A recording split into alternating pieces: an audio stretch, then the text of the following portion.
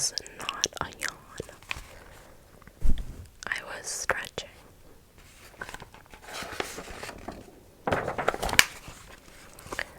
I'm yawn 110% awake. You haven't heard the yawn last of me. It looks like he's getting a little more tired. And here he is, dozing off. Great work, thanks. And then here he is, the little pigeon saying good night, and a picture of him dreaming about eating hot dogs with his little stuffy. And then some clouds. Yikes. Okay, the next book I think I will do is, what am I gonna do? Let's do Dear Dumb Diary. This is what the cover looks like. Okay.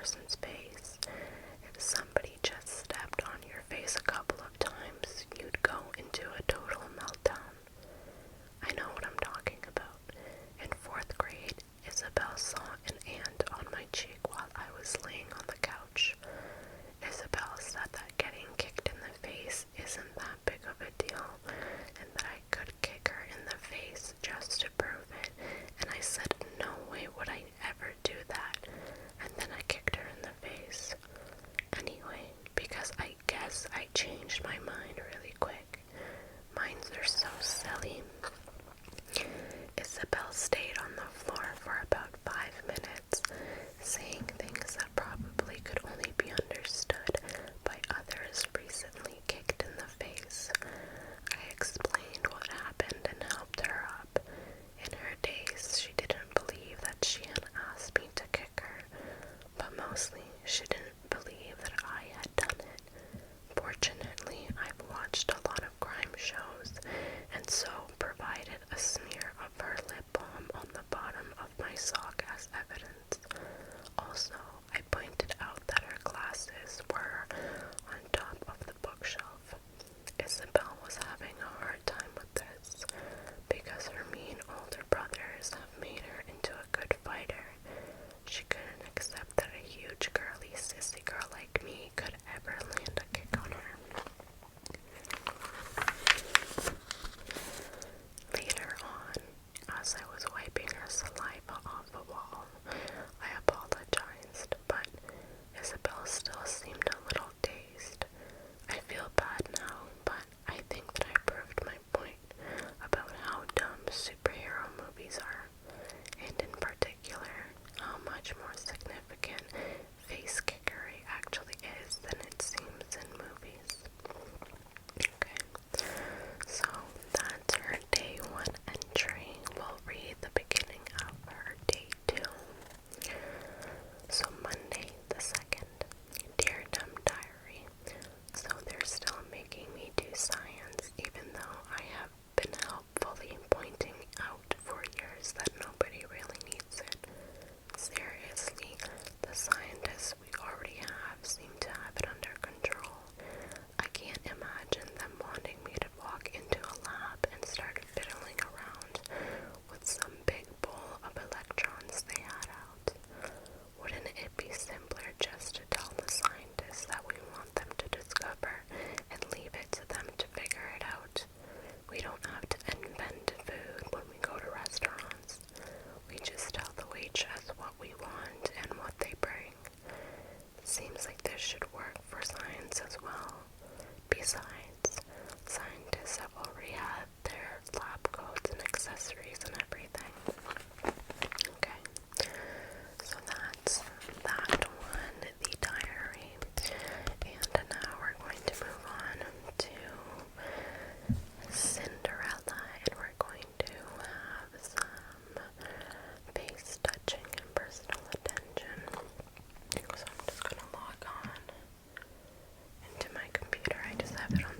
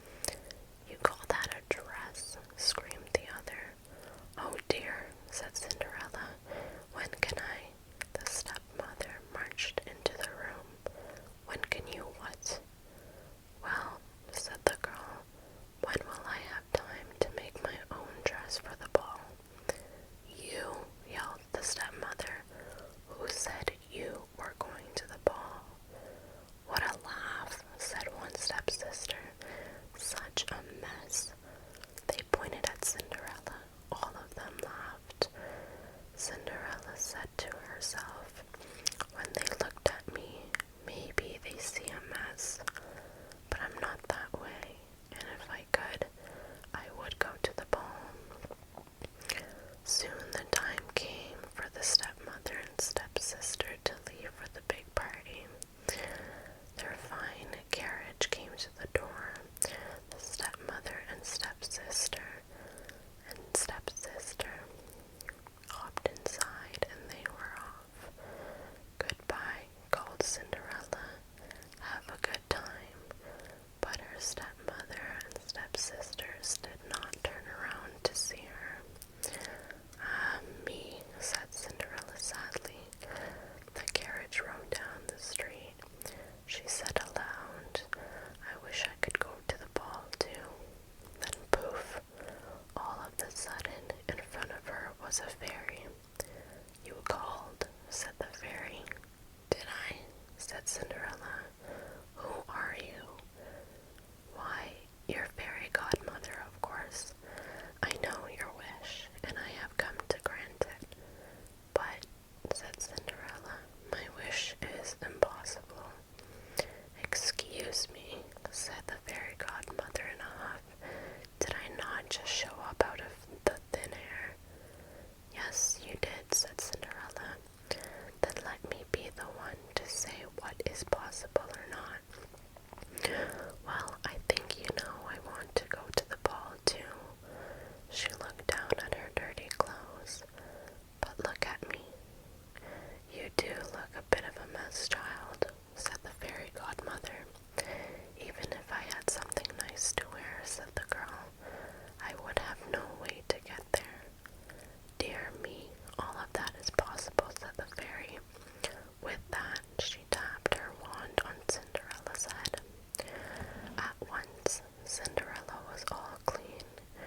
She was dressed in a beautiful blue gown. Her hair was set up high on her head inside a golden band. This is wonderful, said Cinderella. Who said I was done? Said the fairy godmother. She tapped her wand again. At once, a beautiful carriage came to be, with a driver and 4 white horses. Am I dreaming? Said Cinderella, looking around her. It is as real can be, said the fairy godmother. But there is one thing you must know. What is that? All of this lasts only to midnight. Tonight, at the stroke of midnight, it will all be over. Everything will go back to how it was before. Then I must be sure to leave the ball before midnight, said Cinderella. Good idea, said the fairy godmother. She stepped back. My work is done, and with that, the fairy godmother was gone. Cinderella looked around her. Did that even happen? But there she stood in a fine gown and with a golden band in her hair. And there were her driver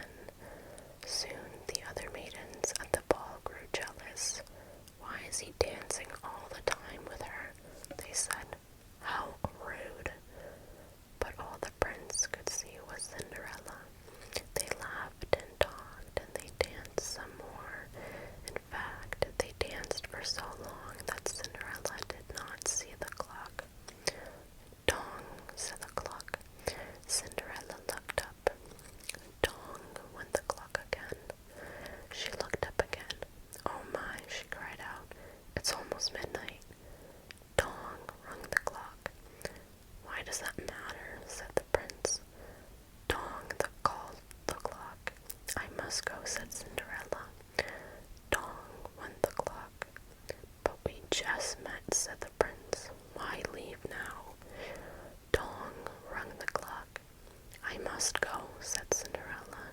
She ran to the steps. Dong, said the clock. I cannot hear you, said the prince. The clock is too loud. Dong rung the clock.